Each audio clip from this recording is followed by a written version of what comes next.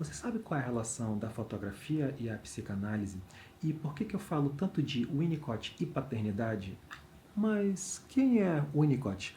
Hoje eu falarei um pouco sobre a correlação da fotografia e a psicanálise e Winnicott. E farei um pequeno resumo sobre os vídeos anteriores que eu falei bastante sobre esses assuntos. Fica aqui comigo que hoje será o assunto aqui do canal.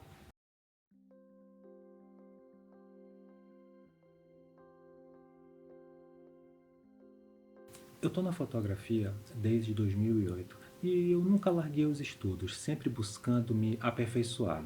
E desde que eu comecei a estudar a psicanálise, eu comecei a notar semelhanças entre a fotografia e a psicanálise. E eu vou te dar alguns exemplos. Tanto psicanalista quanto fotógrafo são bastante observadores, estando atento a tudo que está acontecendo. Quando olhamos as fotografias do fotógrafo Henri Cartier-Bresson, percebemos que suas fotografias estão muito bem ajustadas geometricamente e quase sempre estão no limite de que algo vai acontecer. O fotógrafo começa a ter uma espécie de sexto sentido, uma certa intuição, deixando ele praticamente atento a tudo que está acontecendo no ambiente. E durante o enquadramento da câmera, descarta o que pode não ser relevante. Já na psicanálise, existe um termo chamado atenção flutuante. É quando o psicanalista fica atento a todas as falas do seu paciente e ele descarta as coisas que são desnecessárias. Mas existe sempre algo circunstancial na fala que pode revelar algo muito importante, que é isso que o psicanalista deve estar bastante atento.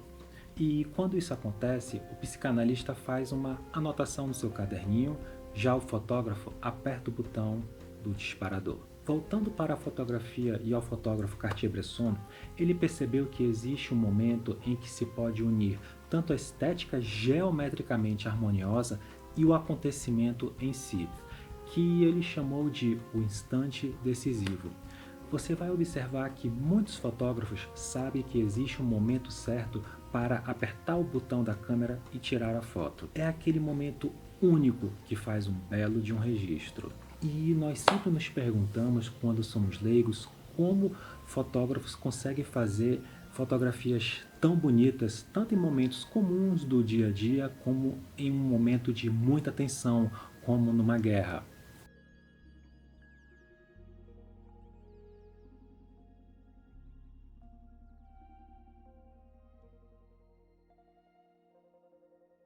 E o instante decisivo, ele me lembra bastante esse termo da atenção flutuante na psicanálise.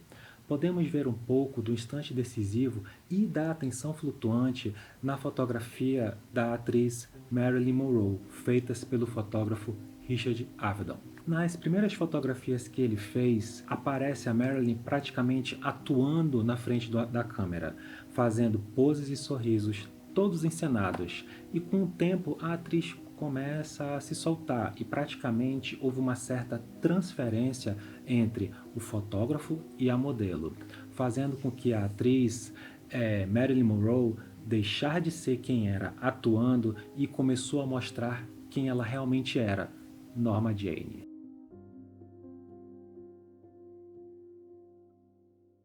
E aqui eu poderia falar um pouco do falso selfie do psicanalista Winnicott, que eu citei aqui no vídeo do canal chamado Somos Falsos na Internet e a Importância da Nossa Imagem. O falso selfie é praticamente uma falsa exposição de quem nós somos na frente de nossos pais. E quando eles viram as costas, assume-se uma outra pessoa que seria o seu verdadeiro selfie. E isso também ocorre não apenas quando nós estamos na frente de nossos pais, mas também quando você vai a uma igreja, quando você está na escola, no trabalho, etc. Porque você está demonstrando ser uma outra pessoa em cada ambiente. E quem seria o seu verdadeiro selfie? É quando nós somos espontâneos e verdadeiros, quando você se sente mais solto e deixa se mostrar. Acontece que o ambiente em que nós estamos nos deixa mais fechados. E o que ocorreu com a atriz Marilyn Monroe, ela começa a mostrar um falso selfie, que seria ela atuando, e no final ela mostra o seu verdadeiro selfie. Ela se abriu na frente da câmera fotográfica.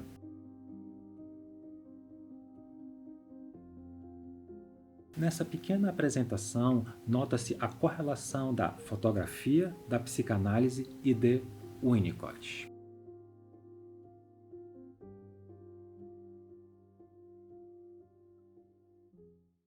Mas o que é a psicanálise? Eu dei uma pequena explicação no primeiro vídeo do quadro que eu criei aqui no canal chamado Associação Livre. Eu conto o relato de parto da minha esposa, mas recapitulando e acrescentando novas coisas. A psicanálise surgiu com os estudos do médico Sigmund Freud, junto com outro médico chamado Joseph Brauer, para entender a histeria. Freud começou a perceber que a hipnose não estava surtindo o efeito esperado nos seus pacientes.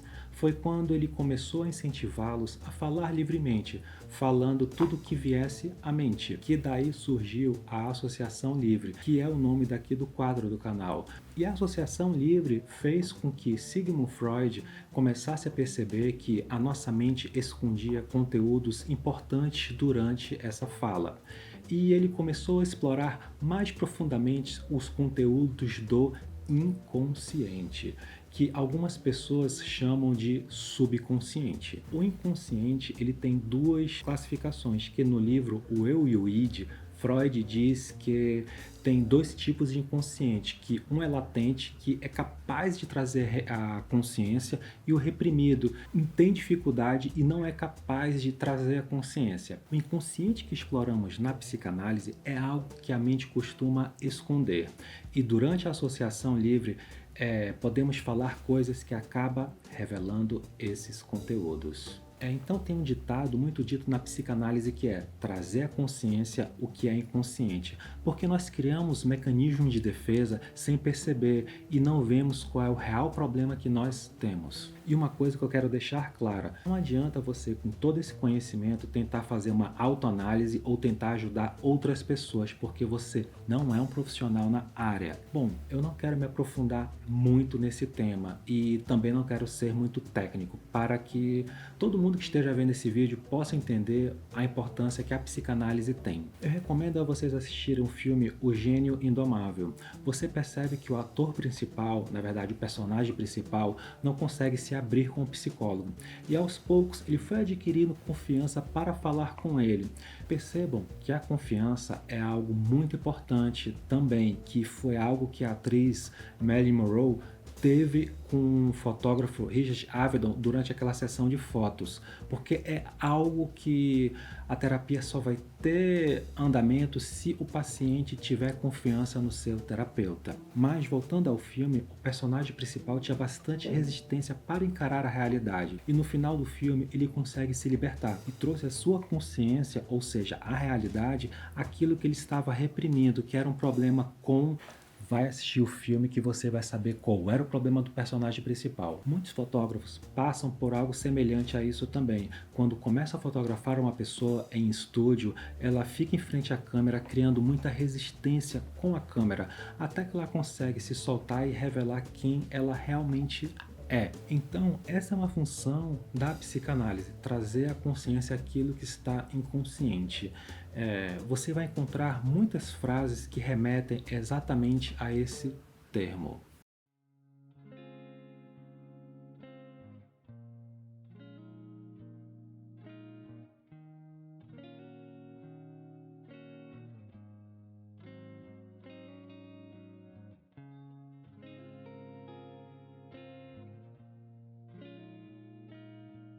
A psicanálise, apesar de ela ser bastante focada em Freud, por ser conhecido como o pai da psicanálise, outros profissionais, principalmente médicos, começaram a criar suas próprias teorias e fundaram o que nós chamamos de escolas da psicanálise. Você vai ouvir falar da escola freudiana, que é de Sigmund Freud. Tem a escola junguiana, que seria de Carl Jung. Tem a lacaniana, de Jacques Lacan. E uma delas é a kleiniana, que seria de Melanie Klein. Ela foi a única psicanalista que não tinha curso superior, mas teve bastante importância no estudo de crianças e bebês, quando ela começou a estudar os seus próprios filhos. Os estudos de Freud e da Melanie Klein caíram na mão do médico e pediatra inglês chamado Donald Woods Winnicott, que se interessou pelo assunto. O Winnicott, ele ficou bem próximo de Melanie Klein, mas devido a algumas divergências que ele tinha das teorias dela, ele começou a fazer seus próprios estudos, claro, baseado na de Klein e Freud, dando início a mais uma escola de psicanálise, que seria a Winnicottiana, que é a que eu mais estudo e que eu tenho foco atualmente. E justamente por Klein e Winnicott terem focado bastante no desenvolvimento de bebês e crianças, esses estudos têm sido frutos de diversos estudos no campo da pedagogia que até os dias de hoje são muito importantes. E Winnicott começou os estudos observando o comportamento dos pais indo levar os seus filhos aos consultórios. Ele percebeu que os problemas de saúde das crianças eram reflexo do comportamento dos pais. Observe que o Winnicott observou seus pacientes e observou seus pais. Observaram como a observação ela é importante, assim como na fotografia? O ambiente em que crescemos na infância influencia diretamente em quem nós somos como adultos. Apesar de outros psicanalistas terem falado do ambiente, o Winnicott ele também focou bastante nesse assunto. No vídeo anterior eu falei sobre etiqueta na visita de bebês recém-nascidos. Também falo sobre a teoria do holding, que é de Winnicott, e a importância do colo. E eu poderia também falar sobre outras coisas, mas ia ficar um vídeo muito longo. Mas vendo esses estudos do Winnicott me fizeram crer que eles são muito importantes até para nós na vida adulta. É por isso que todo terapeuta que você vai, ele pergunta: como foi a sua infância? E a minha paixão por Winnicott é tanta que eu dei o nome do meu gato de Winnicott.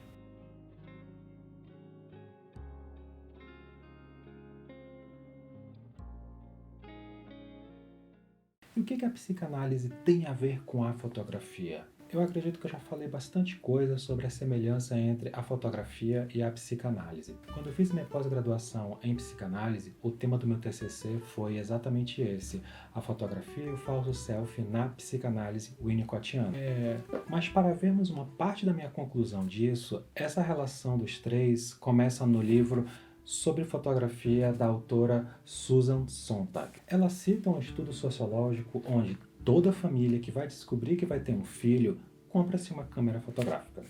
E isso é muito importante, observando que a psicanálise winnicottiana, que é focada em comportamentos familiares, e somando isso com a fotografia, que é muito ligada à família por si só, é algo que eu comecei a dar mais atenção. A fotografia e a psicanálise de Winnicott têm uma forte relação com a família, e essa relação é o resultado de quem nós somos hoje. A fotografia atualmente tem grande importância nas famílias, e devido à internet ter muitas fotografias, uma enxurrada delas, para falar a verdade, precisamos aprender a entender e a lidar melhor com ela, que é o objetivo principal desse canal. Muitos cursos de fotografia você vai aprender muita técnica fotográfica que você encontra facilmente aqui na internet, mas precisamos entender o que a fotografia representa para nós sabermos manipulá-la de forma correta. Então, por esse motivo, aqui no canal eu postei um vídeo incentivando você a aprender a fotografar. Outro vídeo eu falei da importância da imagem e se nós somos falsos nas redes sociais. Também em outro vídeo que eu criei aqui, eu falei da importância de nós aprendermos a saber a organizar e cuidar dos nossos arquivos fotográficos. Por quê? Muita gente perde bastante material fotográfico ao longo da vida, que é praticamente uma memória documental muito importante para as suas futuras gerações. Como eu gostaria de ter em mãos todas as fotografias e vídeos que eu perdi ao longo do tempo. No 7º vídeo eu falei da importância da velha fotografia de filme, ou fotografia analógica, e como ela pode ser bastante útil no processo de maturação na fotografia, caso você queira avançar nisso.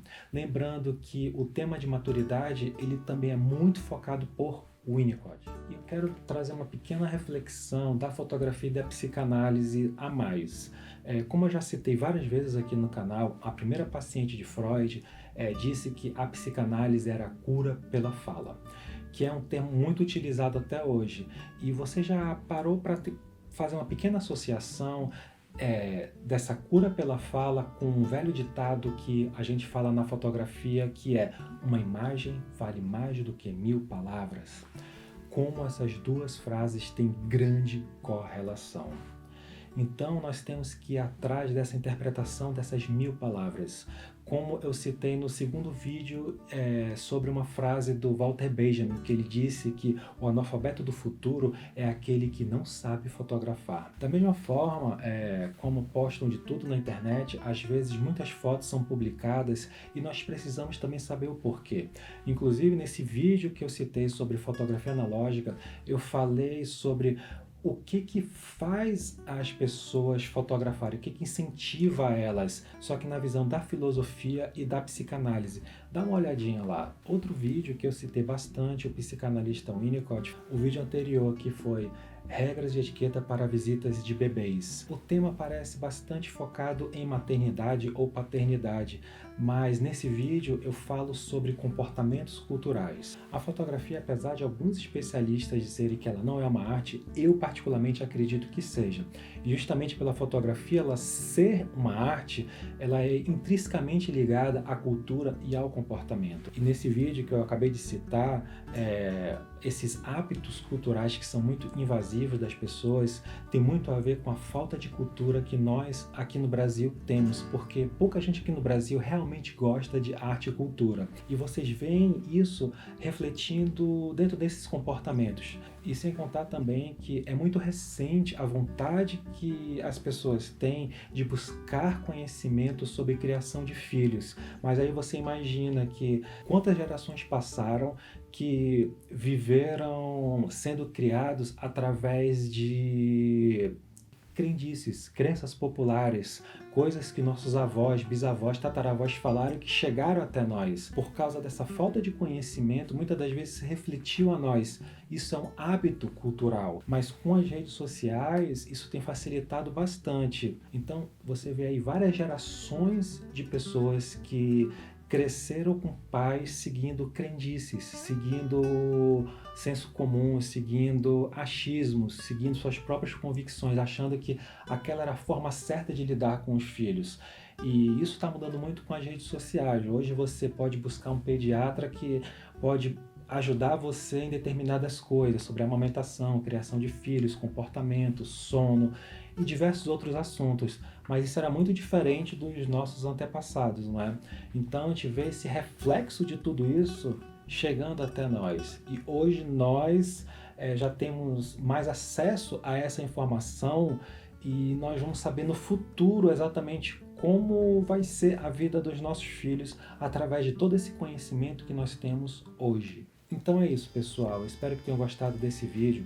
No meu Instagram eu estarei fazendo publicações diárias a partir deste mês, eu acredito, para falar sobre grandes fotógrafos e falar um pouco sobre, quem sabe, a personalidade deles. Não se esqueçam de se inscrever aqui no canal, caso não sejam inscritos. Curta esse vídeo se gostarem dele, deixe seus comentários sobre dúvidas e sugestões.